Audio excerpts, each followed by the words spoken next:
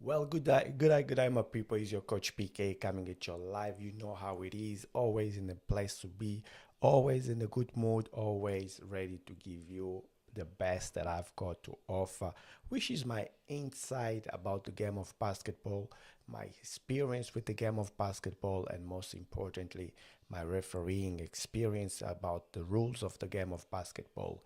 Well, today on this video, I'm here to tell you about the block charge, how many coaches and players and analytics and spectators and some referees and officials also still get confused about the block charge. Is it a block? Is it a charge? Is it a knuckle? Is it what you wouldn't call? I apologize about my dog. I think the postman is at the door and it is quite loud. The dogs get really excited when people come in the house as per usual. So I apologize for the loudness that you can hear and the sound you can hear now. But we're gonna carry on here and we are going to be talking about, as I say, the block charge and also most importantly, how do you decide as a referee, should I call a block, should I call a charge, or should I make a no call play on? So I apologize again for the sound. Dog is obviously getting excited about something.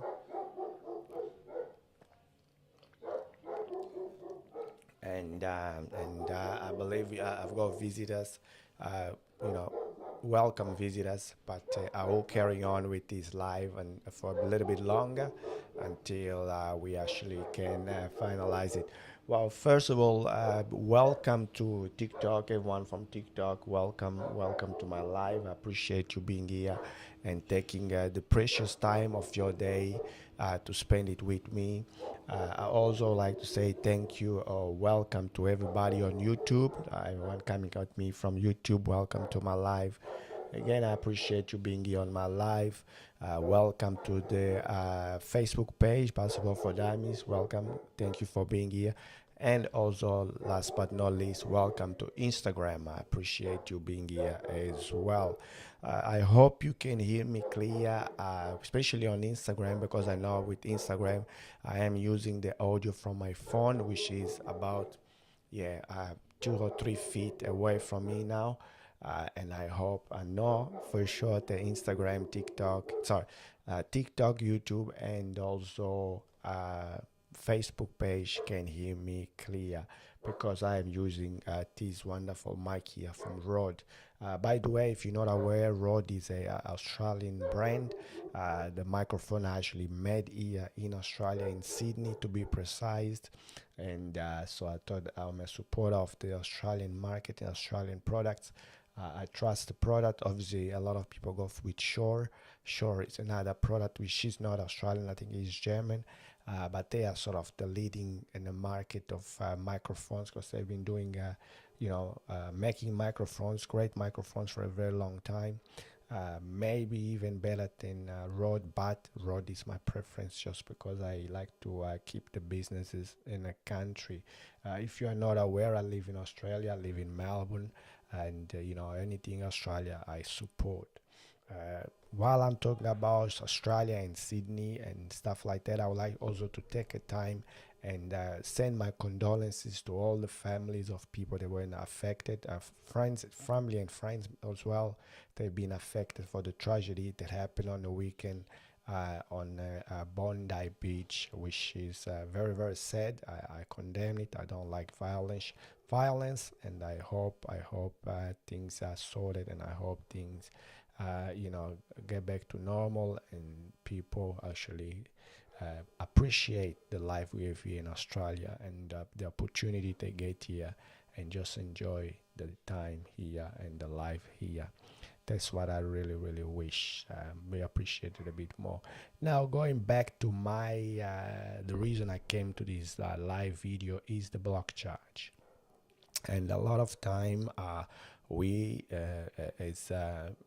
as a player or as a coach watching the ball from the sideline, we have got a different view than the actually referee. And most of the time, when we are looking at the player, watching the game, and spectators as well, when we are watching the game, we tend to look at the player that has got the ball and is driving to the basket. We don't really see ahead of that player.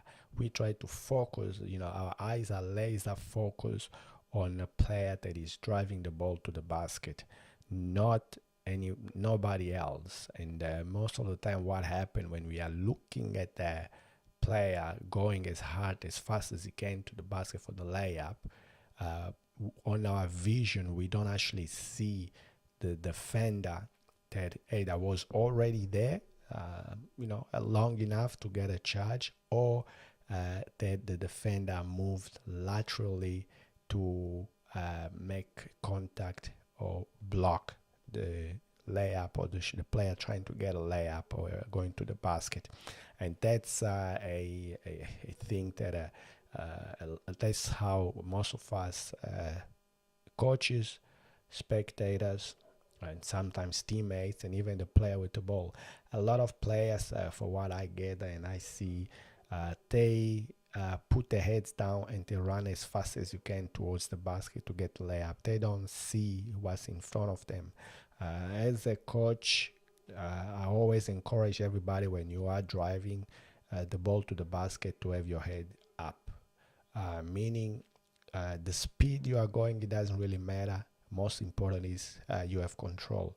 Obviously, you can go full throttle speed into the basket for a layup and you have your head up and you can see what's happening. Fantastic. Be my guest. Go as fast as you possibly can, as long as you have control. But trust me, most of us, we see the gap, we run in as fast as you can. We don't look where we're going most of the time, because we think the image we saw when we took off is gonna stay the same way, which is not the case, because a lot of time the image we see going to the basket, when you take a couple of steps, is about half a second, 1 second.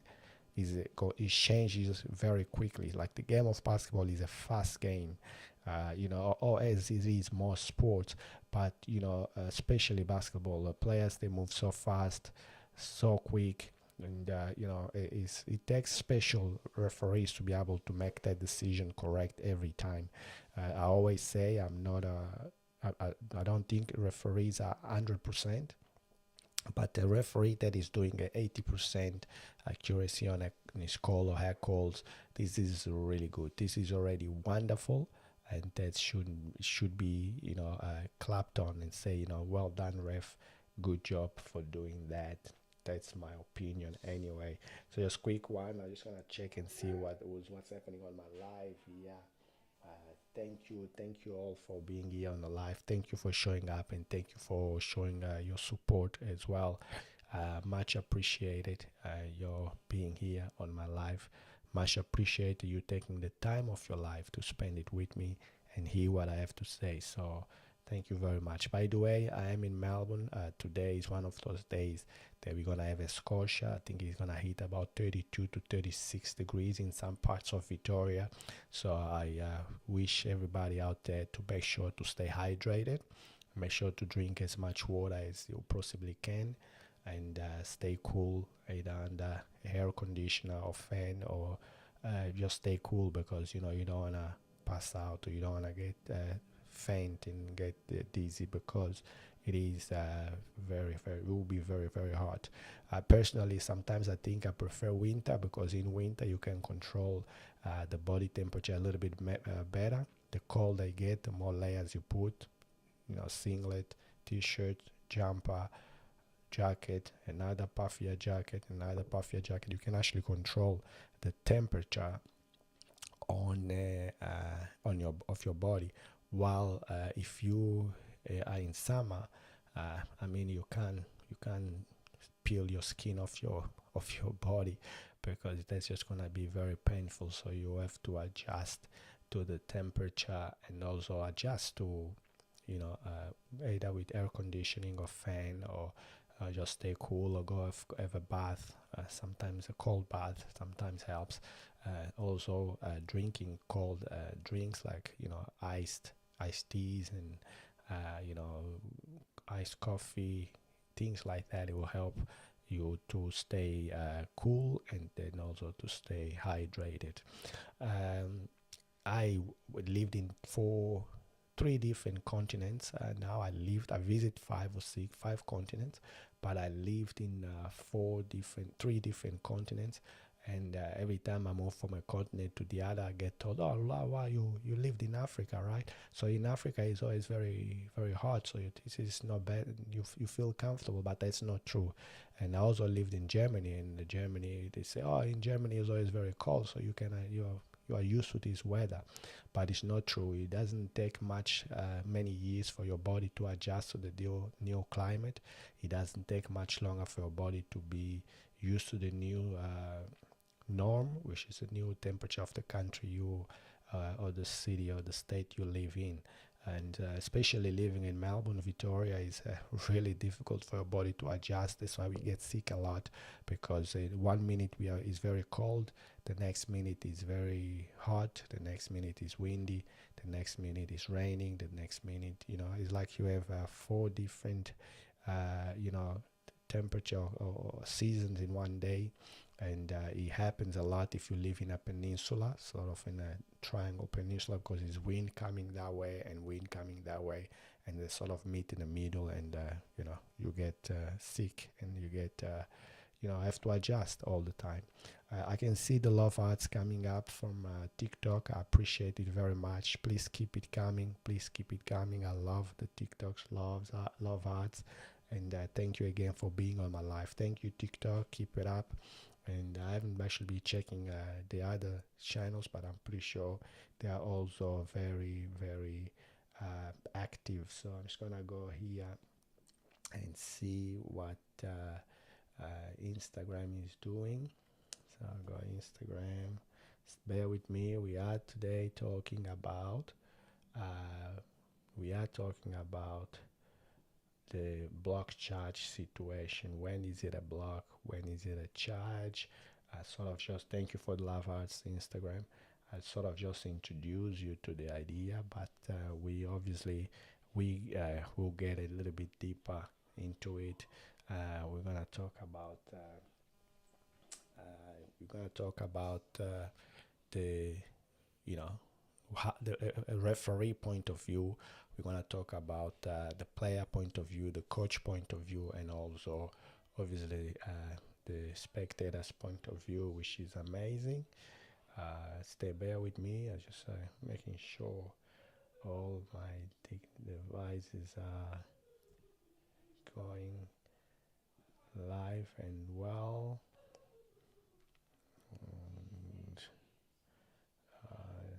confirming that this is all correct here and live. All right.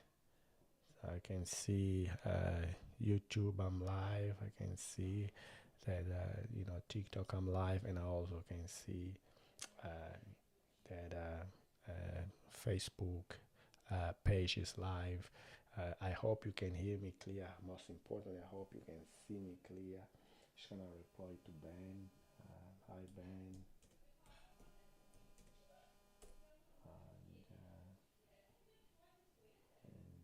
Ben, and also StreamYard, they say, or something.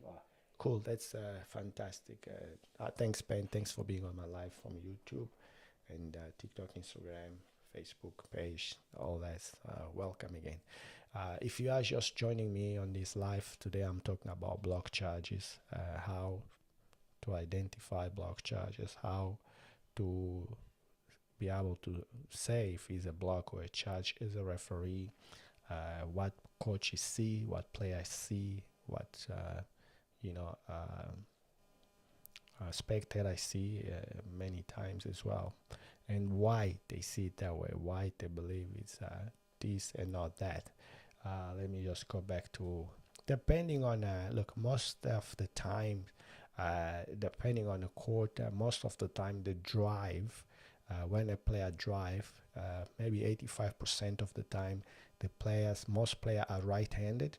So when they drive to the basket for a layup, they're gonna go from the right side. And depending on the stadium, but I think the majority of the stadiums, the coaches are sitting on the left hand of the court, for depending wherever they are going. If they're going that way, it's going to be on the right, that way it's going to be on the left. But none of the coaches, they, regardless if they're going left or right, regardless of that, none of the coaches or assistant coach where they are sitting and players on the bench have got a better view than the referees, because we have three, sometimes two referees in three corners, sort of to see the play from the point of starting to the point of the end of the play. So you got one referee up top, closest to the half court line. And then you have one referee on the other side of him, opposite to him, which is the center referee. 1 second, fellas. I'm just gonna press the button here. Don't go anywhere.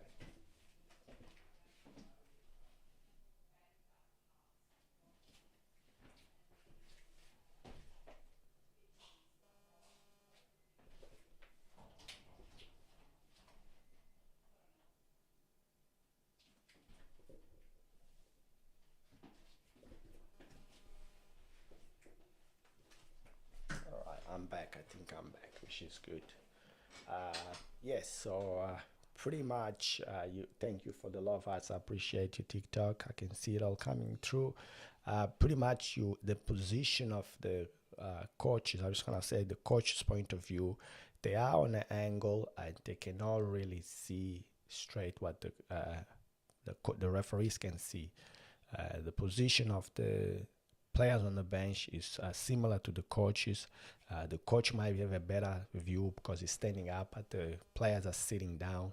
So if there is a drive, if they are opposite to where you are, most of the players, most of the spectators, definitely all the spectators, and definitely all the coaches and teammates, the only thing they are looking at is the drive. They are looking at the player with the ball going to the basket and driving. On a point of view, on a peripheral, there is no peripheral view. They are laser focused on the player driving to the basket. So when on their view, all of a sudden the defender appears as they are going, ooh, all of a sudden the defender appears and there is contact. The first thing they're going to assume is a blocking foul. He came across, he moved forward. That's the first thing they're going to assume, because in a view, because he's so focused, laser focus on the player with the ball, they cannot see what's happening in front of the player. Okay, this is just my opinion. This is what I see. This is what I believe. The other thing is, as a player, when you are driving to the basket and you make a decision to go for your layup, and you say you cross over your defender, and then you look and there's no one there, and you take off. So from the time you take off for the layup to the time you actually get your second step and shoot the layup is probably about a second, 2 seconds, maybe 3 seconds. I'm not sure. But there is time. And on that time that you look and there was no one there, and then you all of a sudden after your second step, you're going to jump for your layup, somebody will be there. And in your eyes, they came across. Because when you look and took off, there was no one there. So where did they come from? They came across.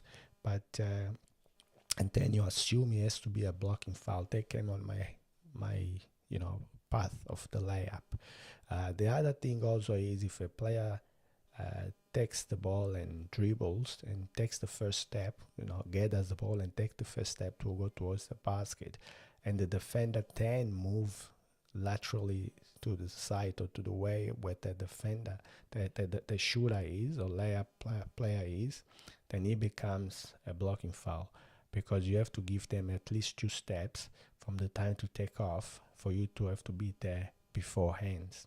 So I hope I'm being clear on this explanation. If I am not, you are more than happy. I'm more than happy to hear your explanation on what you are or are not understanding, and then I'll be able to explain to you why it is that way, just the rules.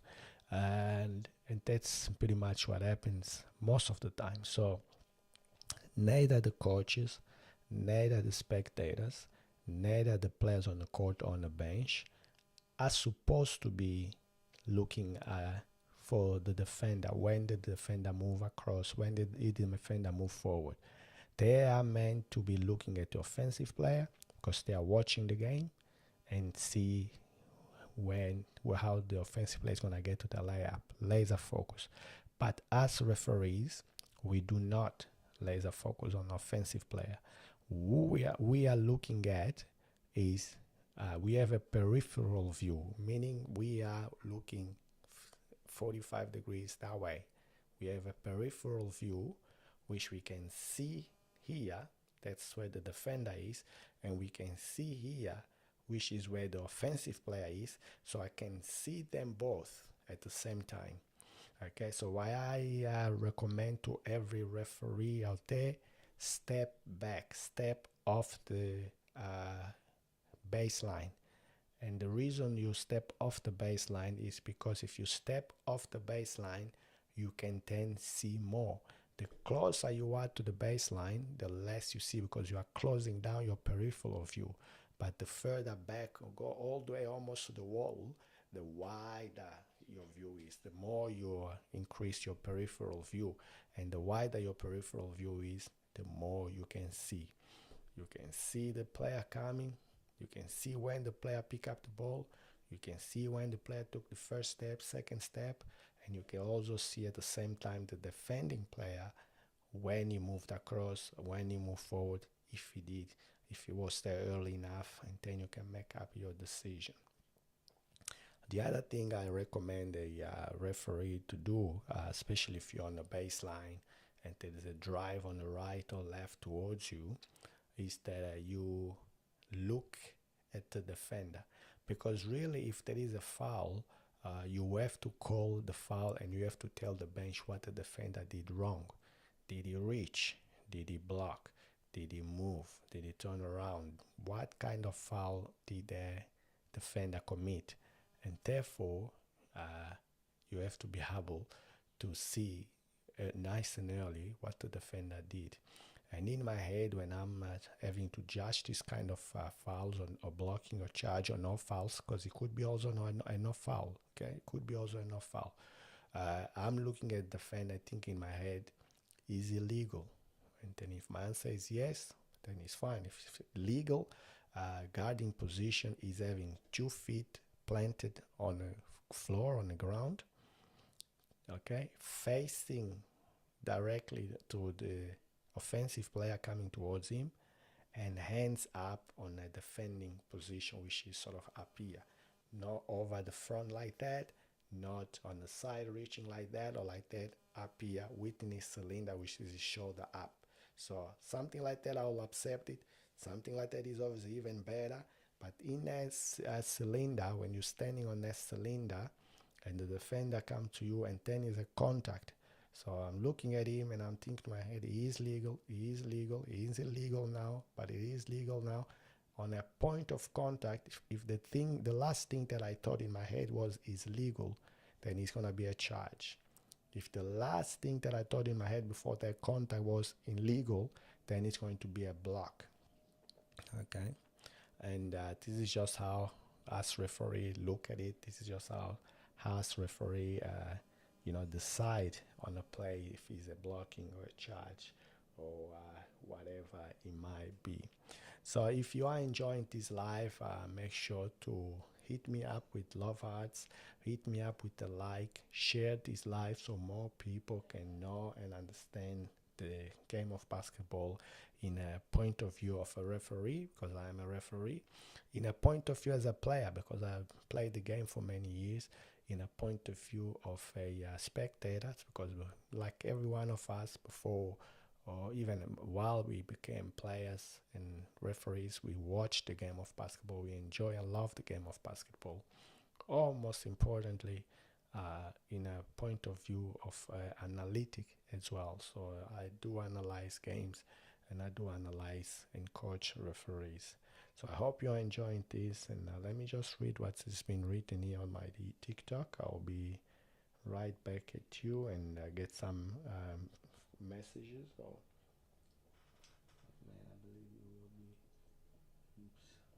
views. Keep going and achieve your dream. TikTok man say, you are my idol. I appreciate you, TikTok. Sigma, appreciate you. Thanks for the love hearts. Thanks for the love hearts coming up. I have to go. No, bye. Okay, bye, TikTok man on TikTok. And let me see what's happening on YouTube here, just real quick. Okay, Ben say stationary contact even through the torso. However, if the defensive is stationary and contact even through torso, it is a blocking foul.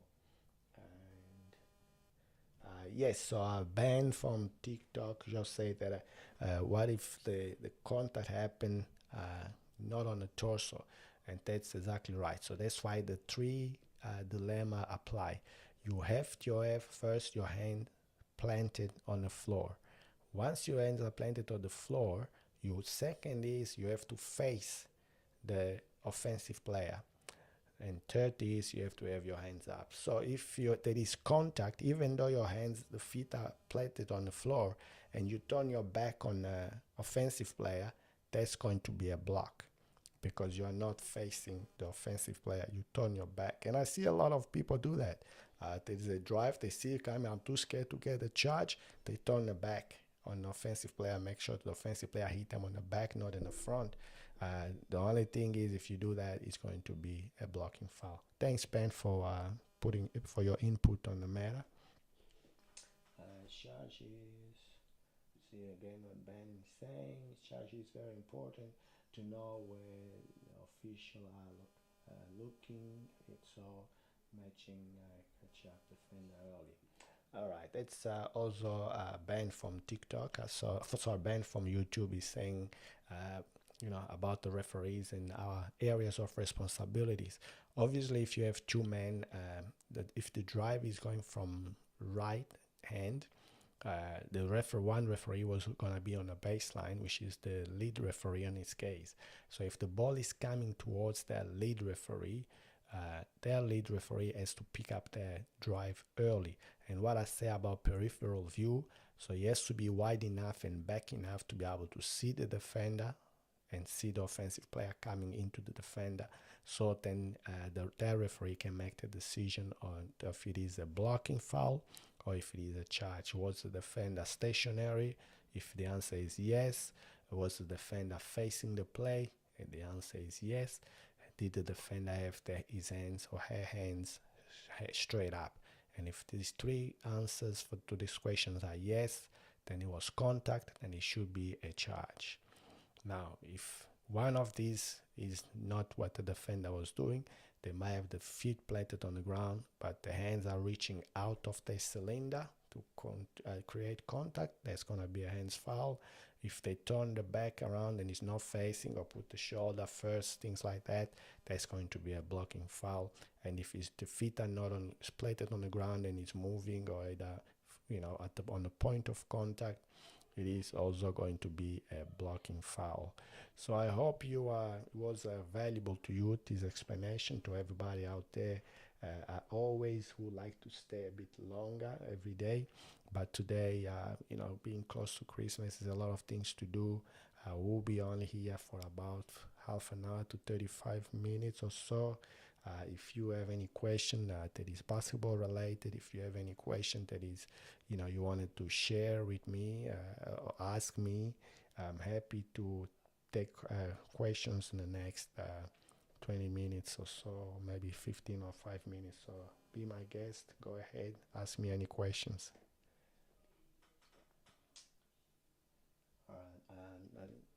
I also obviously when we talk about thanks Ben for your input again. When we talk about cylinder, it's from your shoulders up. So this is your cylinder. Now, if you, even though your shoulders up, if you lean on the left like so, and then there is contact, it's gonna be a foul, because even though your feet are planted on his end, you're actually off your cylinder by leaning forward, so your head is sort of out of your cylinder. If you lean to the right, it's also going to be a blocking foul because you are out of your cylinder, and therefore any contact that happened on that situation is going to be a blocking foul. So you have to be standing straight up that way and look hand straight up. If you're a little bit off like that, that's fine. A little bit off like that is fine. But if you go all the way out like that, all the way out, leaning at 45 degrees and back, and then there is contact coming from any of the direction, it is more likely to be a blocking foul. So 95% of the time is blocking foul, but you know, it could also be a charge, depending on what the referee can see, and make a judgment from there on. So, allow you to go. Cool, cool, cool, cool. All right. So I hope you enjoyed this live, because I sure have. Even though it was a short live, shorter than usual. I usually go for an hour, but you know, I might come back on a live later on. So be aware. Be subscribe to my channel if you haven't done so yet. Make sure to like this video, and I will be talking about maybe the block charge situation again later on, or maybe a different subject. So you never know. You find out when you come to the live. Questions, please. Let me just go and check on Instagram and see if there is any questions. Hi Jordan, hi Jack, hi Dante, hi Ben, and hi Gracie Lou, I think. Hi guys, how you all guys doing? That's coming at me from my Instagram. Let me see on Facebook Facebook page. I've got a few people there. Yeah, hi guys. And then last but not least, let me see on my TikTok. So I still got about 66 people that came all along so far, and a few love hearts. Thank you, Victor. Appreciate for the flowers and the roses and stuff like that. Anyway, look, I am wearing today this top, and it's from Burn City Classic.